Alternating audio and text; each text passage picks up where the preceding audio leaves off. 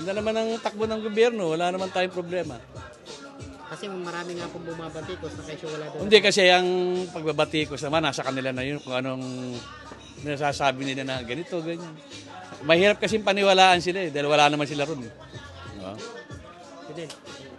Sir, sa nakikita niyo po ba na sa magandang direksyon po yung Pilipinas ngayon? Maganda naman, wala naman problema. Bakit, ano ba yung nila, comment nila sa presidente? Meron ba silang Ang una sir, yung hindi pangako naman natutupad naman ngayon, di ba? Unti-unti, hindi naman nababawasan. po sir, yung lagi daw pagbiyahe ni Pangulo, biyahe lang daw ng biyahe. Siyempre, presidente yun. Alam nila yung gagawin ng presidente para tumulong ang mga ibang bansa. Yung trabaho niya talaga. Dapat lang naman yun. Ano masasabi niyo, sir, sa mga nakakangad na magbibente talaga yung bigas?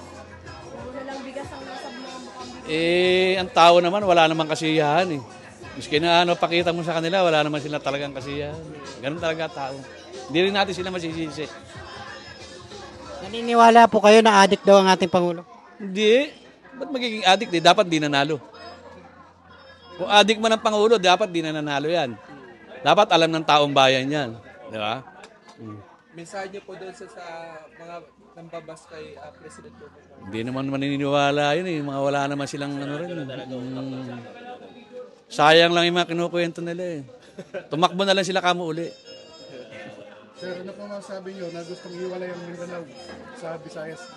Huwag kayo maniniwala doon, hindi mangyayari yun. Ang tatlong star, hindi kahit kailan, hindi mawawala. Mindanao isang star yun. Di ba? Di mawawala na, Bisaya na lang, tsaka Luzon. Ala na yung Mindanao. Hindi na balanse. Magiging dalawa na lang. Yung nagpaparisan kay Pangulo. Wala yan, kwento lang niya yun. Huwag kayo maniniwala doon. Sir, ano naman po ang masasabi natin sa mga nabahaging title ni Pangulong Bongbong Marcos? Maganda. Wala, kita mo, nabigyan lahat ng Dati wala naman yan ngayon nagkaroon na sila, di ba? Yung mga utang yung sir na Hindi, dati na yun diba? Dati na yun Ngayon natupad na, di ba? Nabigyan na lahat. Sir, naniniwala ba kayo na maraming mahirap ariyan ng mga Pilipino? Kasalanan naman nila yun kaya sila naghihirap Ayaw nila magtrabaho Di ba? Ang tao kailangan magtrabaho para hindi sila naghihirap. Hindi kasalanan ng presidente yun. Kasalanan nila yun kasi tamad sila ganun lang yun. Sir, ano yung masabi mo na maraming tao na mas pinili nila ang ayuda kaysa proyekto? Hindi naman kailangan din yung ayuda Kailangan yung gumawa tayo lahat ng nababagay sa Pilipinas. Palagay mo yung ginagawa ng mga skyway na yan. Saan ba yan? Sa negosyo rin ng mga taong bayan yan, di ba? Mapabilis. Sir, ano masasabi mo sir sa West Philippine Sea na pinagtatanggol ni Pangulong Bongbong Marcos? Hindi kasi si Presidente Marcos naman, gusto nila masakop nila lahat to Hindi naman po pwedeng sakupin ng China to Dahil nasa mapa natin yan Kwento lang na ng mga China sasakupin yan. Hindi nila kaya sakupin yan. Hindi. Kahit kailan. So tama sir yung paninindigan ng... Oo, tama yun. Hindi nila kaya sakupin ng Pilipinas ang China.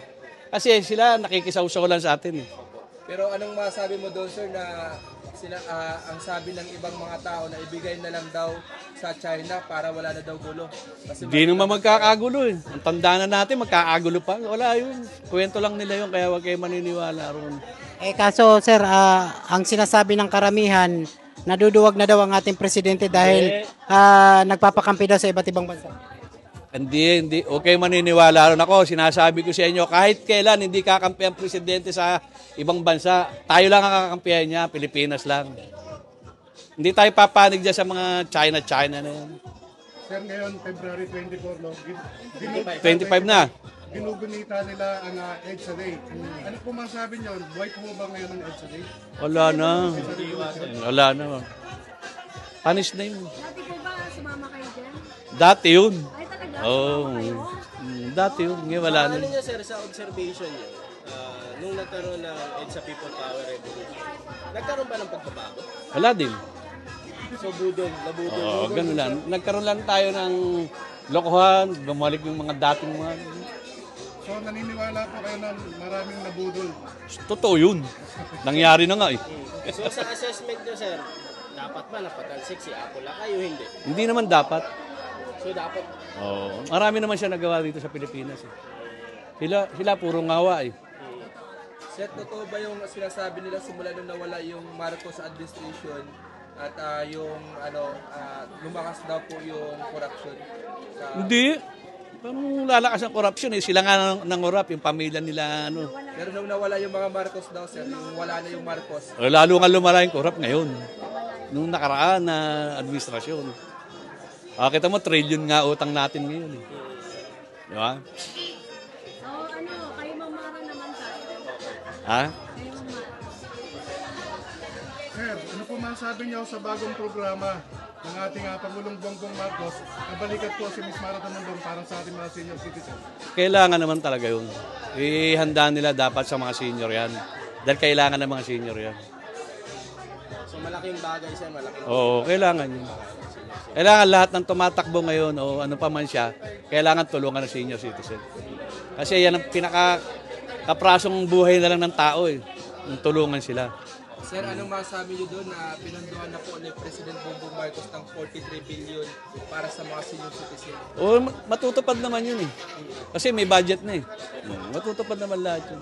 Bilang isang senior, sir, nakakatulong ba ito sa inyo? Ba, ang laking tulong dyan eh. Senior na ako eh.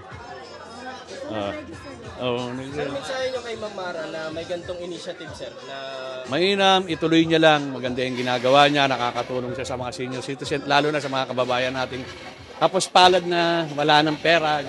Okay naman yun. Isa na lang po sir, mensahe niyo po sa ating Pangulong Bongbong Marcos. Sana ituloy niya lahat ng mga proyekto ng napangako niya at sana wag siyang magsawa tumulong sa kapwa niya. Mensahe niyo na lang po sa mga nagsasabi na wala daw nagawa ang ating Pangulo. Kunyari lang sila eh. Puro sila kwento lang kamo. Huwag na kayong kamo magbatikos. Tapos na yan eh. Tsaka nanalo na tayo, di ba? Oo, Sir, nakita niyo na ngayon si Mamara. Oo, yun. Anong masasabi niyo sa personalidad? Hindi ko naman siya masyadong kakilala. Kaya lang, nakita ko yung tulong niya. Maayos naman. Yung personality niya po. Well, hindi ko pa siya nakikita na nagsalita o nagkwento dyan. Eh, hindi ko rin masasabi sa kanya. Nakita ko lang sa kanya, tumulong siya rito sa Barangay 60. Kaya doon ako nagpapasalamat sa kanya. Sir, bali, dati po kayong kagawad. Oo, 6 na chairman ako pinaglingkuran ko. So, ano na chairman? Okay, tagal naman na, sir. ilang years din yun, sir? Ha? Ilang taon din po kayo nagsilbi? Mga 34. Ano na chairman? Hindi kayo tumakbo ng chairman. Eh, tumakbo yung pamangking ko eh. Sa pamangkin niyo po ba kayo? Nag-giveaway po kayo. Ha? Nag-giveaway po kayo. Ba, syempre. Ibig sabihin dito pong programa na libreng Libreng sidula. sidula at saka check-up. Lahat yan, libre sa amin lahat. Grabe, no? So, ibig sabihin, sir, talagang may legacy yung pamilya niya. Sa Hindi naman. Wala namang Kasi kami gusto lang namin tumulong, lalo na sa mga mahirap dito sa amin. Lalo na yung mga walang pambiling gamot. Pero sir, sa akin lang, talagang nararamdaman na makabarangay po ninyo ang totoong serbisyo. Oo. Ang dami nga nagpapasalamat nga sa ginawa namin ngayon sa barangay.